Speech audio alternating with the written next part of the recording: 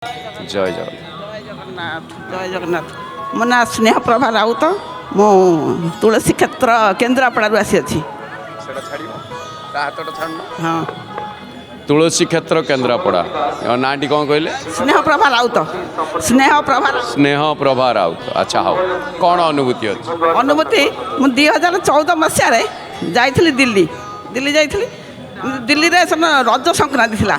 ଆମେ ଦିଲ୍ଲୀ ସହର ସବୁଆଡ଼େ ବୁଲାବୁଲି କଲୁ। ଦିଲ୍ଲୀ ସହର ବୁଲିବାଲି ଗାଡ଼ି ନେଇ ବୁଲିବାକୁ ଯାଇଥିଲୁ। ବୁଲିବାଲିକିରି ମୁଁ କହିଲି ହୋଟେଲରେ ତ ଏଠି ଭଲ ଖାଦ୍ୟ ନାହିଁ, ମାନେ ଆମ ଓଡ଼ିଆ ଖାଦ୍ୟ କେଉଁଠି ମିଳନ୍ତା ଖାଆନ୍ତେ। ଆମ ଜ୍ୱାଇଁ କହିଲେ ଆଉ ଏଠି ହାଉସ୍ କେସ୍ ଗୋଟେ ଜାଗା ଅଛି, ହାଉସ୍ କେସ୍ର ଓଡ଼ିଆ ଜଗନ୍ନାଥ ମନ୍ଦିର ଅଛି, ସେଇଠି ପ୍ରସାଦ ମିଳିବ।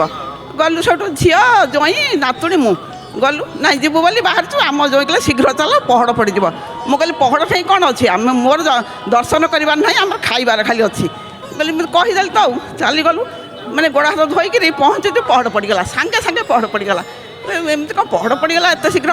ସେଠୁ ଖାଇବୁ ତ ଯାଇଛୁ, କିନ୍ତୁ ସେଠି ଆମ ଜ୍ୱାଇଁ ଗଲେ ଟୋକନ୍ ପାଇଁ। ସେମାନେ କହିଲେ ଯେ ଏଠି ଅନଲାଇନ୍ ଟୋକନ୍ ହେଉଛି, ମାନେ ଅନଲାଇନ୍ ବୁକିଂ ହେଇଛି, ଆଉ ଏଠି ମିଳିବନି, ଏଠି ଖାଇବାକୁ ସାଙ୍ଗେ ସାଙ୍ଗେ ମିଳେନି। ଆମେ ଜାଣିନୁ। ଜ୍ୱାଇଁ ଟୋକନ୍ କଲେ, ଜ୍ୱାଇଁ କହିଲେ ମୁଁ ଚେଷ୍ଟା କରି ଯାହାହେଲେ 4ଟା ଟୋକନ୍ ଆଣିବି, 3ଟା ହେଲେ ଆଣିବି। ଆମେ ଯାଇ ଛିଡ଼ା ହେଇଛୁ। ତାପରେ ଦେଖିଲୁ ଖାଇବା ଜାଗାରେ ଫାଙ୍କା ହେଇଗଲା। ଆମେ ଝିଅ ମୁଁ ନାତୁଣୀ ବସିଗଲୁ। ଜ୍ୱାଇଁ ଟୋକନ୍ ଧରିକି ଆସିବେ ଆଉ ସେ ପ୍ଲେଟ୍ ଲଗେଇ ଚାଲିଲେ, ଆମକୁ ଟୋକନ୍ ମାଗିଲେ। ଆମ ତ ଟୋକନ୍ ନାହିଁ। ସେମାନେ କ'ଣ କଲେ, ଆମ ପ୍ଲେଟ୍ ନେଇଗଲେ, ଆମକୁ ହାତ ଧରି ଉଠାଇ ଦେଲେ, ବାହାର କରିଦେଲେ। ପଳେଇ ଆସିଲୁ। ସେଠୁ ସେଠି କହିଲେ ଆଉ ଚାଲ ହୋଟେଲରେ ଖାଇବା, ଏଠି ଆଉ ପ୍ରସାଦ ଏଠି ମିଳେ ନା, ମାନେ ଅନଲାଇନ୍ରେ ମିଳେ, ଅନଲାଇନ୍ ବୁକିଂ ହେଇଛି ଆଗରୁ। ସେଠୁ ପଳେଇ ଆସିଥିଲୁ। ଜଣେ କଟକରୁ ଜଣେ ଲୋକ ସେ କହିଲେ, ଡାକିଲେ, କହିଲେ ଆସ, ମୋର ଝିଅର ଜନ୍ମଦିନ ଥିଲା, ମୁଁ ମାନସିକ କରିଥିଲି 5ଟି ଟୋକନ 5ଟି ଲୋକକୁ ଖାଇବାକୁ ଦେବି, ମୁଁ କାହାରିକି ପାଉନି ଏପର୍ଯ୍ୟନ୍ତ, ଆଉ ଆପଣ ଆସନ୍ତୁ, ଏ 5ଟା ଟିକେଟ୍ ଦୟାକରି ନିଅନ୍ତୁ।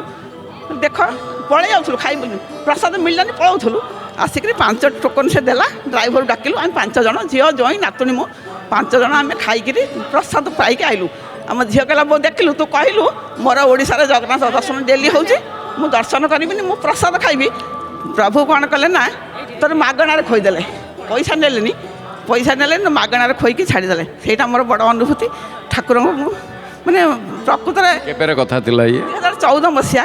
2014 ମସିହା।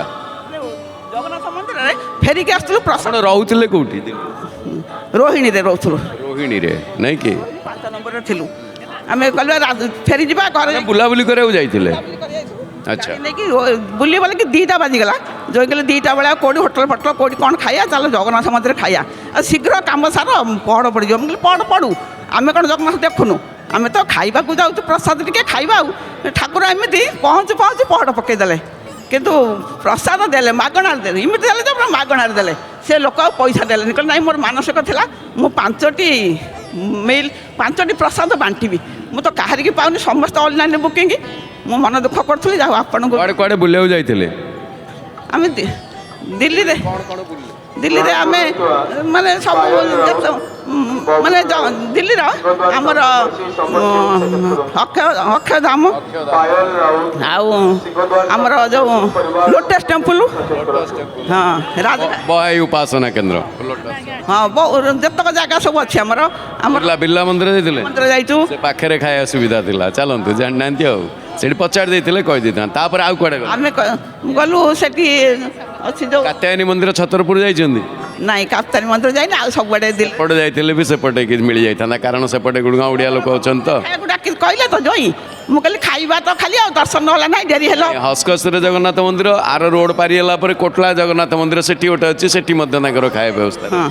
ସେଠି ପଚାରିଥିଲେ, ହଁ ଚାଲନ୍ତୁ ଯାଅ, ମହାପ୍ରଭୁ ଦେଇଦେଲେ। ଗୋଟେ ଦୃଷ୍ଟିରୁ ଦେଖିଲେ ମହାପ୍ରଭୁ କହିଲେ ଏ ତ ମୋତେ ଚାହୁଁନି ଦର୍ଶନ କରିବା ପାଇଁ। ବାସ୍ତବରେ ଅରୁଆ ଡାଲମା ଏ ଖାଇବା, ଆମ ଓଡ଼ିଆ ଖାଇବା, ମନ୍ଦିର ଛାଡ଼ିଦେଲେ ଆଉ କେଉଁଠି ମିଳିବି ପାରିବନି, ଯେତେ ଯାହା ହେଲେ ବି। ମହାପ୍ରଭୁ କହିଲେ ତ ଚାହିଁନି ମୋତେ ଦର୍ଶନ କରିବା ପାଇଁ, ପହଡ଼ ପକାଇଦେଲେ। ଆଉ ଜଗନ୍ନାଥ ମନ୍ଦିର ମହାପ୍ରଭୁ କହିଲେ ଖାଇବୁ ତ କହିଛୁ, ମାଗଣାରେ ଖାଇବାକୁ ଦେଇଦେଲେ। ସେଠୁ ପଇସା ଦେଇ ଲୋକ ମିଳୁନି। କ'ଣ ବାର୍ତ୍ତା ଦେବେ ସମସ୍ତଙ୍କୁ? ସମସ୍ତେ ଜଗନ୍ନାଥ ସମସ୍ତଙ୍କୁ ଭଲରେ ରଖନ୍ତୁ। ଜୟ ଜଗନ୍ନାଥ। ଜୟ ଜଗନ୍ନାଥ ଟିଭି ଦେଖନ୍ତି? ଆଜ୍ଞା, ମାନେ ସନ୍ଧ୍ୟାବେଳେ, କେତେବେଳେ ସକାଳେ, ପ୍ରାୟ ସକାଳ ଟାଇମ୍। ଧନ୍ୟବାଦ। ଜୟ ଜଗନ୍ନାଥ।